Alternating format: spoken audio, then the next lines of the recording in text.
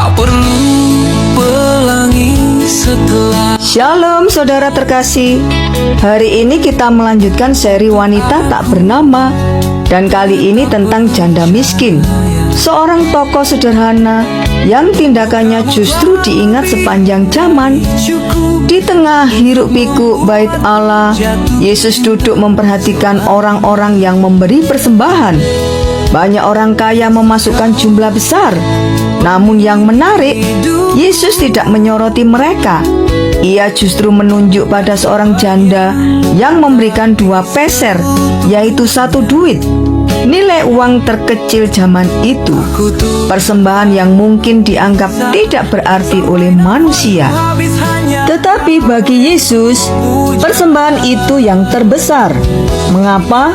Karena ia memberi dari kekurangannya. Ia menyerahkan seluruh nafkah yang ia punya. Ia memberi bukan karena berlebih, tetapi karena percaya. Pesannya jelas, Tuhan tidak menilai dari berapa banyak yang kita berikan, tetapi berapa besar hati yang kita serahkan kepadanya. Meski sederhana dan kecil, hati yang percaya selalu berharga di mata Tuhan.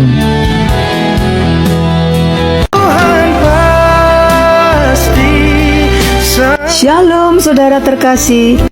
Hari ini mari kita lanjutkan seri wanita tak bernama, kisah perempuan Kanaan. Seorang ibu yang berani datang kepada Yesus meski dianggap remeh oleh masyarakat sekitarnya.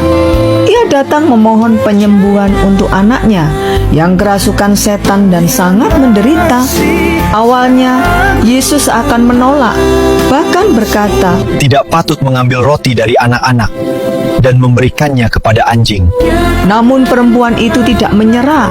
Dengan rendah hati dan iman yang teguh, ia berkata, "Betul Tuhan, tetapi anjing juga makan remah-remah yang jatuh dari meja tuannya." Keberanian dan imannya menyentuh hati Yesus, dan anaknya seketika itu juga disembuhkan. Pesannya jelas, keberanian dan iman yang tulus dapat menembus batas-batas yang tidak mungkin. Tuhan melihat hati, bukan status atau asal-usul kita. Tuhan tidak pernah terlambat, tapi selalu tepat waktu. Mari kita belajar memiliki iman sederhana tapi teguh, dan percaya bahwa Tuhan sanggup bertindak di tengah situasi yang mustahil sekalipun. Saat ku jatuh, kau angkat. Shalom saudara terkasih.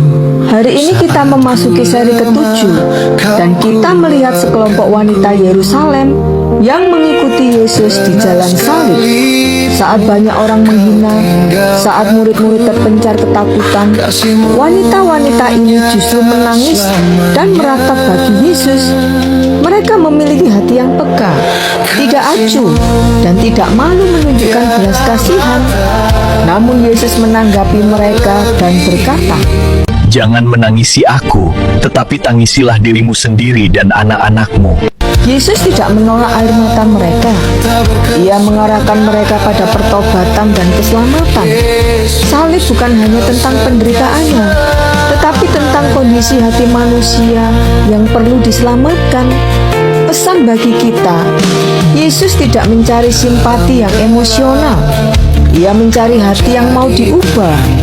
Mengikuti Yesus bukan sekadar merasa iba, tetapi merespon panggilan pertobatan. Jadi, milikilah hati yang peka, juga hati yang siap berubah dan hidup benar di hadapan Tuhan. Ku hidup oleh kasih. Shalom saudara terkasih. Kita telah menyaksikan 7 seri wanita tak bernama. Masing-masing dipandang Yesus sangat dikasihi dan dipulihkan. Hari ini kita menutup seri dengan satu kebenaran yang indah. Kita pun dipandang Yesus dengan cara yang sama. Dalam Wahyu 21, ayat 2 dan 9, jemaat digambarkan sebagai mempelai wanita Kristus. Itu bukan gambaran romantis, tapi gambaran hubungan perjanjian, hubungan yang penuh kasih, penerimaan, dan pengorbanan. Seperti para wanita tak bernama itu, ada yang datang dengan air mata, dengan iman yang kuat, dengan keberanian, ada juga dengan penyerahan total. Semua wanita itu diterima Yesus. Demikian juga kita. Yesus tidak melihat kita dari jabatan, latar belakang, atau masa lalu. Di hadapan Yesus, kita semua berharga karena Dia mengasihi kita.